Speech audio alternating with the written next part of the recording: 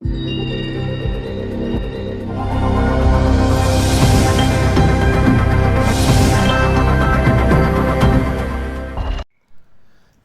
दोस्तों, आपका स्वागत है विजडम इंग्लिश गुरु चैनल पर। तो दोस्तों, आज एक बार फिर से हम आपके लिए लेकर के आए हैं क्लास 6 के 4th चैप्टर से एक मज़ेदार कहानी। ओके, तो चलिए शुरू करते हैं। कहानी का नाम है द ओल्ड क्लॉक शॉप, मतलब पुरानी घड़ी की दुकान। तो चलिए कहानी में क्या क्या होता है देखते हैं। Christmas eve had arrived as last minute shoppers were going home. Okay, मतलब क्रिसमस की पूर्व संध्या आ गई थी, मतलब जिस दिन क्रिसमस होता है क्रिसमस की शाम आ चुकी थी, और जैसे ही लास्ट के जो ग्राहक होते हैं वो खरीदारी करके घर को जा रहे थे। Okay, a thick white sheet of snow lay over Salt Lake City USA.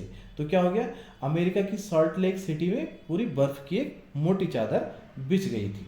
Okay, आगे देखते हैं आगे क्या होता है। Yet the lights were still burning in the old clock shop. अभी भी एक पुरानी घड़ियों की दुकान में लाइट जल रही थी।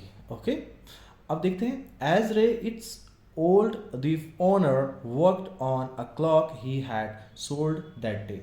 सो वहाँ के जो एक बूढ़े और क्या थे बहरे मालिक थे। ओके, वह उस दिन क्या कर रहे थे, जो भी उन्होंने दिन भर घड़ियाँ बेची थी उन पर काम कर रहे थे। आगे देखते हैं आगे क्या होता है। आगे है, having finished his work he stood up and was on his way to the back room. Okay, अपना काम खत्म करने के बाद रे अपने पीछे वाले कमरे में जाने के लिए जैसे ही खड़ा हुआ तो क्या हुआ, when a cold rush of air from the front door hit the back of his neck. तो तब तक सामने वाले दरवाजे से कुछ एक ठंडा सा हवा का झोंका आया और उसके पीछे गर्दन पे लगा। ठीक है, okay. He turn to meet a last minute shopper. वह लास्ट अंतिम ग्राहक से मिलने के लिए पीछे मुड़ा, but his old wise eyes told him that this was not a shopper. But उसकी बूढ़ी आंखों ने या उसके अनुभव ने उससे कहा कि ये कोई खरीदार नहीं है। He saw two man, one in his 20s, the other closer to 50। Okay, मतलब उसने देखा कि एक जो व्यक्ति है वो लगभग 20 साल का है और वो अपने 20वें साल में होगा, और जो अगला व्यक्ति है वह 50 के करीब होगा। Okay, the younger man remained eight the door.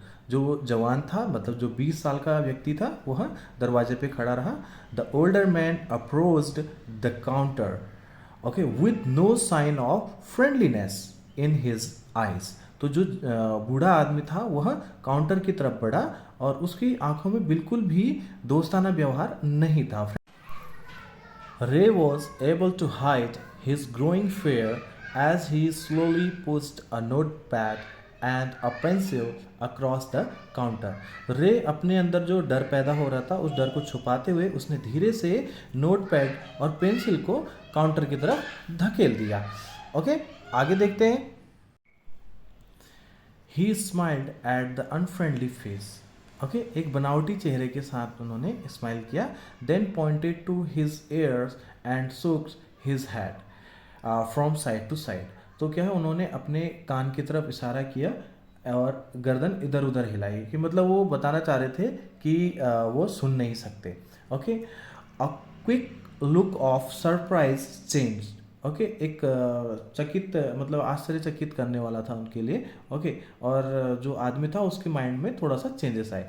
The man's face as he studied the note pad. Okay, जैसे ही उस आदमी ने नोट पैड को पढ़ा, then turned and said something to his friend.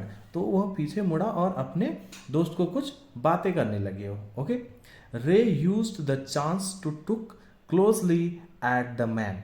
Okay, Ray को उनके नज़दीक से जांचने परखने का मौका मिला और वो उनको paying attention to the shape of a gun and restless hand in the man's right coat pocket. Okay, उसने देखा कि ये उनको उनके ध्यान से देखने पर उनको लगा कि उनकी जेब में एक बंदूक है और उनका एक जो अनकंफर्टेबल हाथ है जो कि बार बार हिल रहा है वह राइट पॉकेट में है। ठीक है, Anger boiled within him, but it was kept down by inner voice.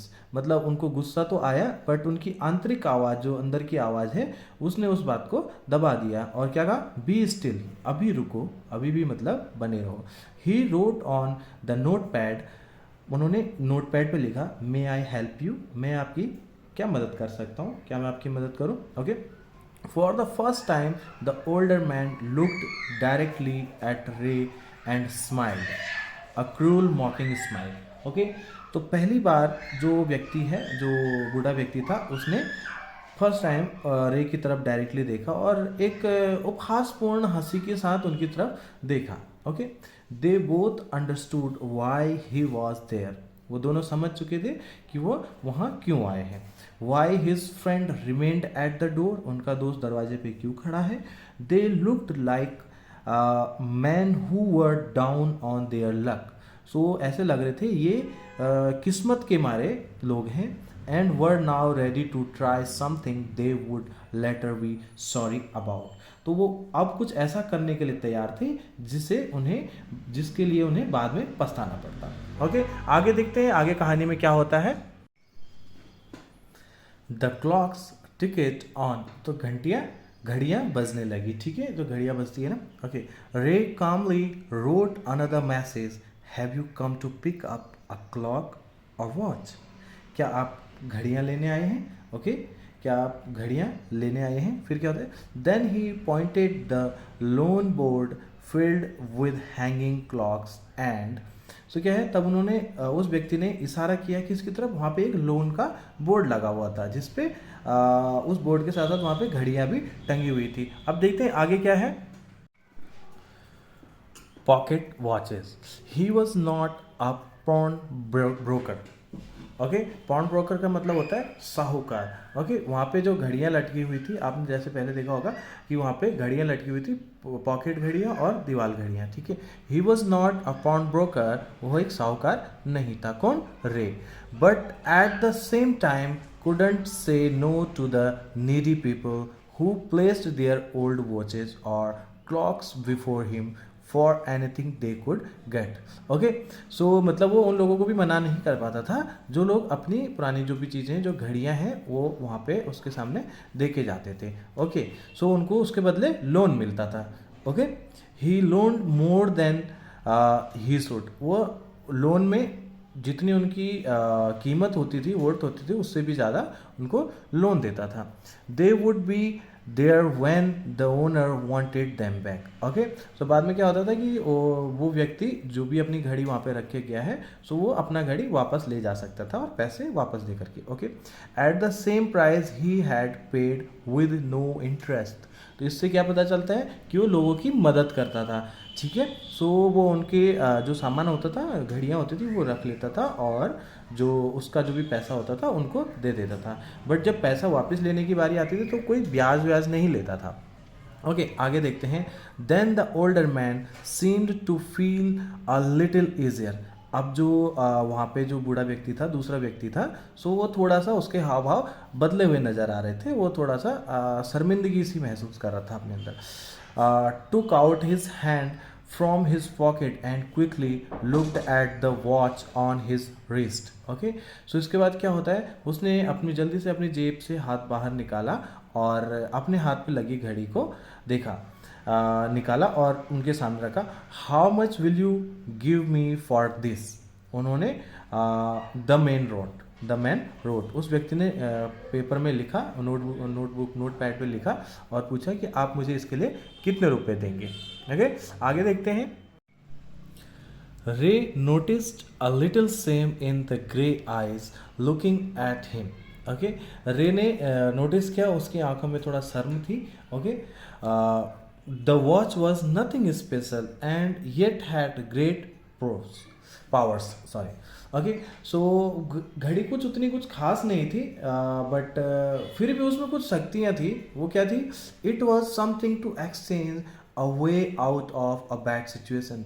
उसमें एक ऐसी पावर देखी उसने कि ये इनकी जो सोच थी, जिस सोच के साथ वो आए थे, वह बदल चुकी थी. वे out of a bad situation, ये मतलब बुरी सिचुएशन से बाहर निकलने के लिए. Okay.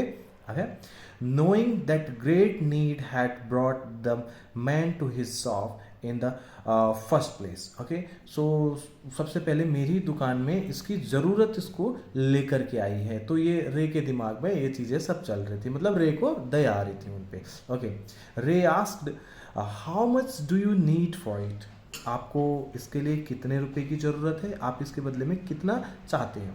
Okay, the reply came back on the note pad, note pad पर फिर से एक रिप्लाई लिखा हुआ आया, वट एवर इट्स वर्थ, जो भी इसकी कीमत है आप वो दे दीजिए. Ray reached into his cash box, pulled out a $50. Okay, Ray अपने जहाँ पे पैसे रखता होगा, ठीक है, वहाँ पे गया कैश बॉक्स पे और वहाँ से $50 निकाल के लाया note, and passed it into the man's hand, और वो उस आदमी के हाथ में दे दिए. ओके, एज दे शोक हैंड्स, जैसे हाथ में लाने के बाद Ray looked into the man's eyes, they seemed to say thank you. Okay, क्या हुआ, जैसे ही रे ने उसके हाथ में पैसे दिए, हाथ मिलाने के बाद रे ने उसकी आंखों में देखा तो ऐसा फील हो रहा था, ऐसा कहते हुए प्रतीत हो रहा था कि जैसे वो धन्यवाद कह रहा हो. क्लियर. अब आगे देखते हैं आगे क्या होता है. They both new the watch wasn't worth that much, वो दोनों जानते थे कि जो घड़ी की कीमत है उतनी नहीं है. Before turning to leave the man wrote, I'll be back to pick it up as soon as I can. Merry Christmas. Okay, जाने से पहले वो आदमी मुड़ा और नोट पैड पर लिखा, मैं जल्दी ही इन्हें इस घड़ी को लेने वापस ज़रूर आऊँगा. मैरी क्रिसमस, आपको क्रिसमस की शुभकामनाएं. Okay, the little story ended on the half hour with the clock striking all together.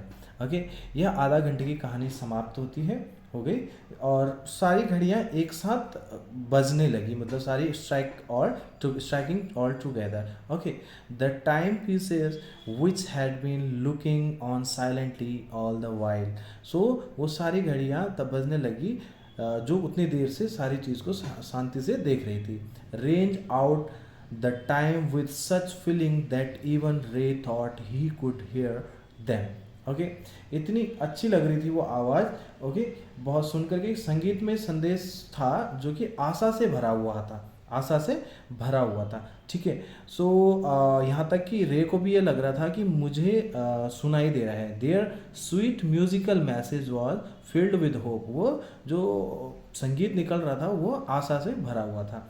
The timeless message of peace on earth, goodwill towards all was felt by 3 men who stood in the old clock shop. तो क्या होता है, सो उनकी जो मधुर संगीतमय संदेश था वो आशा से भरा हुआ था. ठीक है, सो कह रहे हैं कि पृथ्वी पर शांति की और सभी के प्रति सद्भावना की भावना होनी चाहिए, कुछ ऐसा मैसेज इससे निकलता है. ओके, और ये सारा किसके द्वारा महसूस किया गया, पुरानी घड़ियों की दुकान में उन 3 व्यक्तियों के द्वारा जो वहाँ पर खड़े थे. सो आई होप सो गाइज आपको कहानी पसंद आई हो. क्लियर. सो कभी कभी क्या होता है कि आपकी प्रेजेंट करने के तरीके से कई बार सामने वाले का मन बदल जाता है. ओके, वैसे तो वो आए थे उनको लूटने के लिए क्योंकि उनकी जेब में गन थी और एक आदमी बाहर खड़ा था. सो मतलब ये पूरी प्लानिंग थी कि उनको लूटना है, बट उन्होंने जिस तरीके से अपने प्रेजेंट किया और अपने उस डर को छुपाया, हिम्मत दिखा करके उनके सामने बातचीत की. सो क्या हुआ कि वो बाद में अपनी कमाई का एक हिसाब से कह सकते हैं, कमाई का हिस्सा उन्होंने वहाँ पर देके गए और कुछ पैसे लेकर गए. और सामने वाले व्यक्ति के अंदर भी उदारता थी. सो उसने क्या किया, उन्हें उतने लायक घड़ी थी नहीं, बट फिर भी उनको $50 दिए. सो मतलब क्या हुआ कि सामने वाले व्यक्ति के भाव बदल गए. सो आई होप सो आपको ये कहानी पसंद आई हो. अगर आपको पसंद आई हो सो प्लीज़ लाइक, शेयर और सब्सक्राइब करना ना भूलें. धन्यवाद.